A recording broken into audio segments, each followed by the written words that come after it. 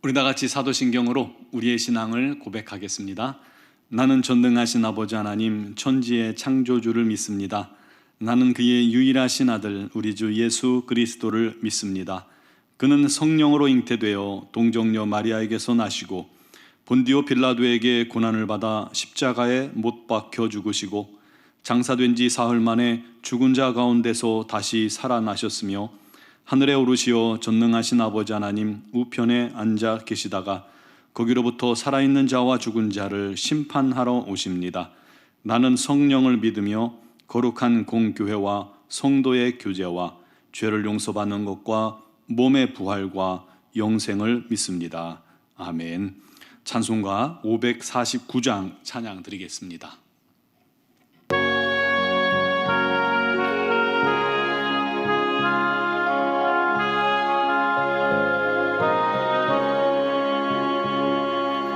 내 주여 뜻대로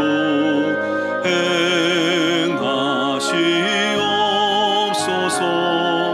온 몸과 영혼을 다 주께 드리니 이 세상 고락한 주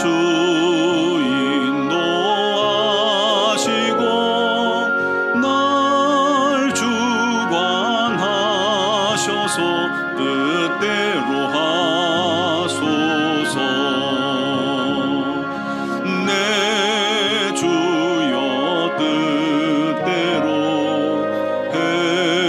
행하시옵소서. 큰 근심 중에도 낙심케 마소서.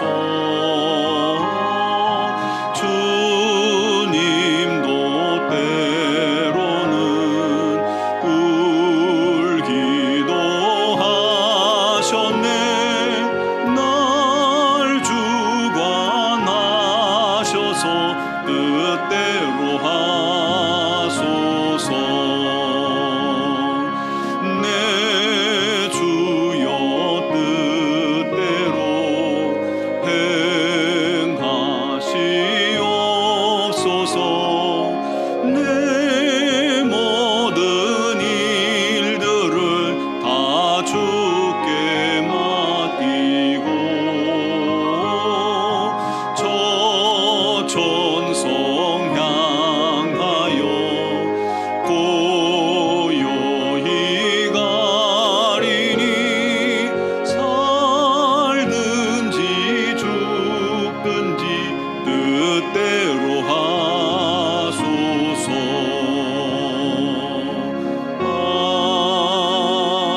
아멘. 아멘. 오늘 주신 하나님 말씀은 사무엘상 24장 1절에서 7절 말씀입니다. 사무엘상 24장 1절에서 7절까지를 제가 봉독하겠습니다. 사울이 블레셋 사람을 쫓다가 돌아오매 어떤 사람이 그에게 말하여 이르되 보소서 다윗이 엔게디 광야에 있더이다 하니 사울이 온 이스라엘에서 택한 사람 3,000명을 거느리고 다윗과 그의 사람들을 찾으러 들염소 바위로 갈새 길가 양의 우리에 이른즉 굴이 있는지라 사울이 뒤를 보러 들어가니라. 다윗과 그의 사람들이 그 굴 깊은 곳에 있더니 다윗의 사람들이 이르되 보소서 여호와께서 당신에게 이르시기를 내가 원수를 네 손에 넘기리니 네 생각에 좋은 대로 그에게 행하라 하시더니 이것이 그날이니이다 하니 다윗이 일어나서 사울의 겉옷자락을 가만히 베니라. 그리한 후에 사울의 옷자락 뱀으로 말미암아 다윗의 마음이 찔려 자기 사람들에게 이르되 내가 손을 들어 여호와의 기름 부음을 받은 내 주를 치는 것은 여호와께서 금하시는 것이니 그는 여호와의 기름 부음을 받은 자가 됨이니라 하고 다윗이 이 말로 자기 사람들을 금하여 사울을 해하지 못하게 하니라. 사울이 일어나 굴에서 나가 자기 길을 가니라. 아멘.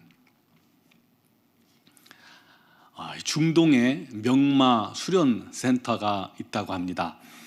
그 훈련 과정의 마지막 테스트는 말에게 소금을 많이 먹여서 몹시 목마르게 갈증이 나게 한 후에 강가로 데리고 간다고 그래요. 그리고 그곳에서 물 냄새를 맡게 한 후에 고삐를 풀어줍니다. 그러면 말이 강물을 향해서 뛰어가게 되겠죠. 그리고 강에 도착해서 물을 마시려고 할 그 무렵에 조련사가 피리를 삐 하고 불어서 스톱 명령을 내린다고 그래요. 이건 훈련되어진 것이죠. 그래서 제대로 훈련된 말은 물을 마시려다가 우뚝 서서 주인을 쳐다본다고 합니다. 물을 마셔도 좋다는 피리 소리가 날 때까지 기다리는 거예요. 그리고 그 허락이 났을 때 물을 먹는 말은 이 마지막 시험을 통과한 겁니다. 그런데 주인의 피리 소리를 듣고도 너무 갈증이 심하니까 머리를 쳐박고 물을 마시는 말은 인정사정 없이 목을 베버렸다고 합니다. 그 말은 전쟁터의 이 위급한 상황에서 자기 살 길을 찾느라고 주인을 위험에 빠뜨릴 수 있는 그런 말이기 때문에 살려둘 수가 없었던 것이죠. 여러분, 우리 그리스도인들도 이 세상을 살아갈 때 언제나 하나님의 뜻과 우리 하나님의 지시에 민감한 자가 되어야만 합니다. 하나님의 음성을 듣기 위해서, 하나님의 뜻을 우리 삶 속에 분별하기 위해서 깨어 있어야 합니다. 내 앞에 아무리 좋은 기회가 열린다고 해도 단순히 그것이 이거 하나님의 뜻일 거야 라고 생각하고 쉽사리 행동해서도 안 됩니다. 또 하나님께서 허락하셨다 하더라도 그 안에서 항상 하나님의 선하신 방법이 뭔지는 우리가 생각하고 그를 선택하는 지혜가 있어야 한다는 겁니다. 본문의 다윗이 그를 통해서 우리 하나님께 인정받는 그런 왕이 된 것입니다. 다윗은 사울의 추격을 피해서 고단의 세월을 겪게 되잖아요. 어느 날 엔게디 광야에 동굴에 의신에 있었습니다. 그런데 다윗을 쫓아다니는 무리가 600명이에요. 셀 수 있는 남자 인원만 600명. 그러니까 많은 사람들이 다윗을 쫓아다닌 거죠. 그러니 동선이 쉽게 노출될 수밖에 없습니다. 결국 그 이야기가 사울의 귀에 들어가게 된 것입니다. 사울이 사람들을 특별히 선출해서 3,000명의 군인을 데리고 그곳을 습격하게 됩니다. 그러다가 급한 볼일을 해결하기 위해서 한 굴에 혼자 들어간 겁니다. 바위 곁에 있는 들염소들이 낮에 이 뜨거운 해를 피하기 위해서 이렇게 들어가는 그런 동굴인 듯합니다. 그러니 이제 양들도 있고 하니까 의심 없이 그곳에 들어가게 된 것이죠.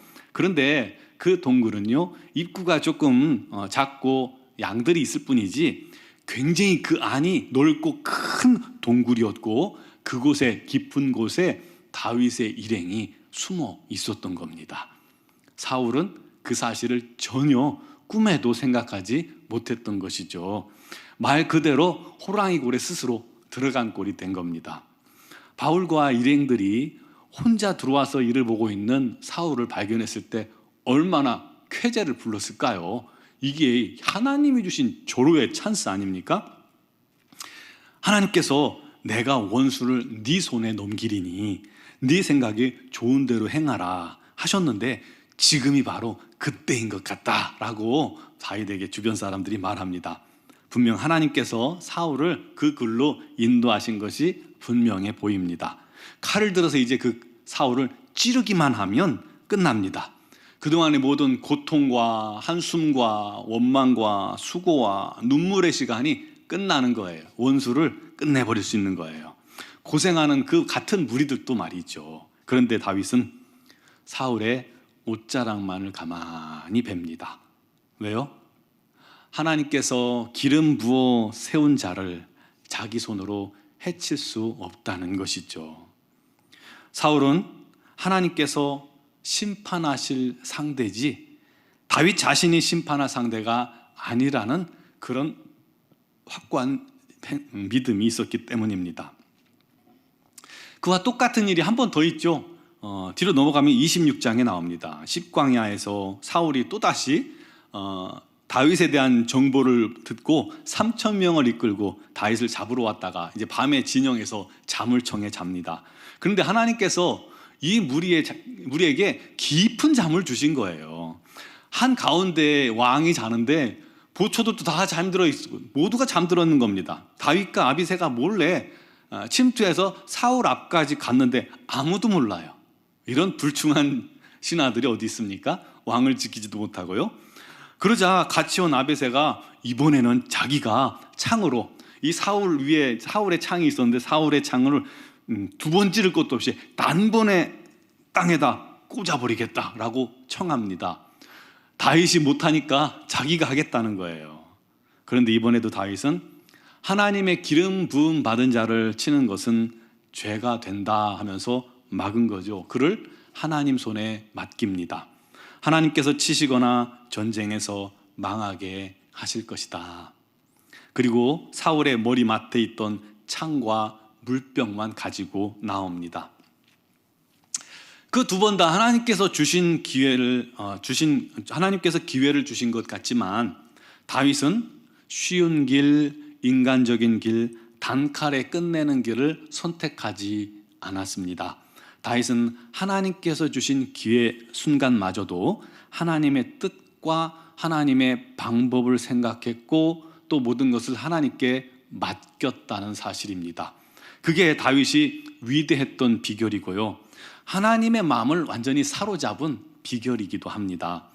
만약 그냥 손쉬운 방법을 선택해서 생각 없이 사울을 죽였다면 어땠을까요?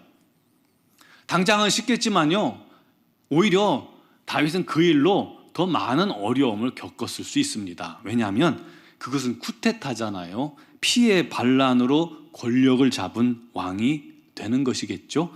또 하나님이 기름 부으신 왕을 그것도 죽여서 말이에요. 이게 어떤 변명할 말이 없겠죠. 또 사울은 다윗의 장인이기도 했잖아요. 절친 요나단의 아버지이기도 했고요.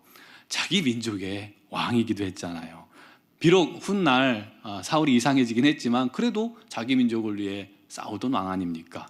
정당성도 없고 후대에 자기가 똑같은 일을 겪어도 할 말이 없는 거예요. 그러므로 다윗이 사울을 하나님 손에 맡기는 것은 참 지혜로운 행동입니다. 물론 그 길은 어려운 길이에요. 멀리 돌아갈 수밖에 없는 길이죠.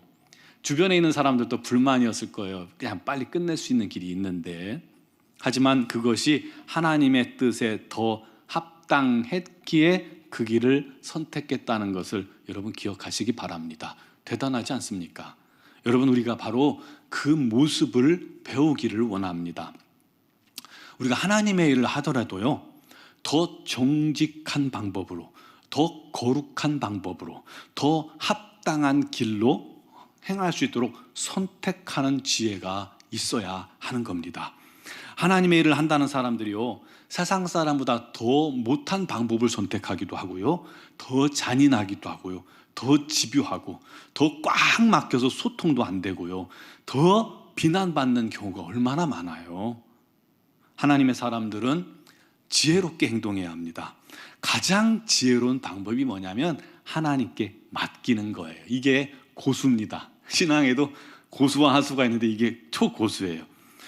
꼴 보기 싫은 사람도 하나님께 맡기는 거예요. 원수도, 날 속이려 드는 사람도 하나님께 맡기는 거예요. 혹시 기름 부음 받은 목회자도 뭔가 잘못을 해도 내가 뭔가 하려고 하는 것이 아니라 하나님께 맡기는 게 좋아요. 또 내가 해서 덕이 안 될 줄 알면 하나님께 맡기세요. 그게 지혜입니다. 하나님께서 그를 의롭다 하실 것입니다. 더 지혜로운 방법은요, 원수를, 또 못마땅한 사람을, 날 힘들게 하는 사람을 예수의 십자가의 사랑으로 그냥 덮어버리는 거예요. 함몰시켜버리는 거예요. 그를 위해 기도하세요. 그가 복을 얻게 해달라고, 그에게 지혜를 달라고요, 그에게 하나님의 은혜를 달라고요, 성령의 충만을 달라고요. 그러면 주님께서 그 기도를 들으시고 그 사람을 변화시켜 주실 것입니다. 그 상급은 기도한 사람의 것이 될 것입니다. 여러분, 우리가 이렇게 다윗처럼 지혜로운 하나님의 일을 행하는 자녀들이 되기를 주님의 이름으로 축원합니다. 기도드리겠습니다. 사랑하시는 아버지 하나님, 우리는 부족하고 연약합니다. 주님의 도우심이 필요합니다. 주님의 인도하심이 필요합니다. 주님의 뜻대로만 살아갈 수 있도록 지혜를 더하여 주시옵소서. 주님의 뜻이, 주님의 기회가 우리 앞에 열릴지라도 더 지혜롭게 행하셔서 더 정직한 길, 더 거룩한 길, 더 합당한 길, 더 우리 하나님께서 원하시는 길을 선택하게 하시고, 우리가 힘들 때는, 내가 하기 어려울 때는 다 하나님께 맡길 수 있는 지혜도 있게 하여 주시옵소서. 더 지혜롭게 하사 우리가 예수의 사랑으로 상대방을 더 깊이 섬기고 기도할 수 있는 은혜도 있게 하여 주시옵소서. 우리 논정왕교회를 사랑하신 주님, 우리 교회 위에 우리 하나님의 풍성한 은혜와 사랑이 넘치게 해주시고, 거룩한 성령님께서 충만하사 모든 성도들의 심령이 주의 은혜로, 주의 사랑으로, 주의 능력으로 충만하여서 오직 우리 하나님의 뜻만을 이루고 우리 하나님의 거룩한 일을 행하고 우리 하나님을 기쁘시게 하는 다윗과 같은 그런 교회가 되게 하여 주시옵소서. 특별히 육신의 질고로 말미암아 어려움당하는 그 지체들을 우리 하나님께서 오늘도 찾아가 주시고 위로하시고 세임 주시고 치유의 광선을 발하여 일으켜 주시옵소서. 주여 아버지, 여러 가지로 고통당하는 심령들을 주님께서 회복하는 은혜가 있게 하여 주시옵소서. 미얀마를 긍휼히 여기시고 불쌍히 여기시고 그 땅을 회복하여 주시기를 원합니다. 그 땅에 자유가 회복되게 하여 주시고 그 땅에 사랑이 회복되게 해주시고 복음이 회복되게 하여 주시옵소서.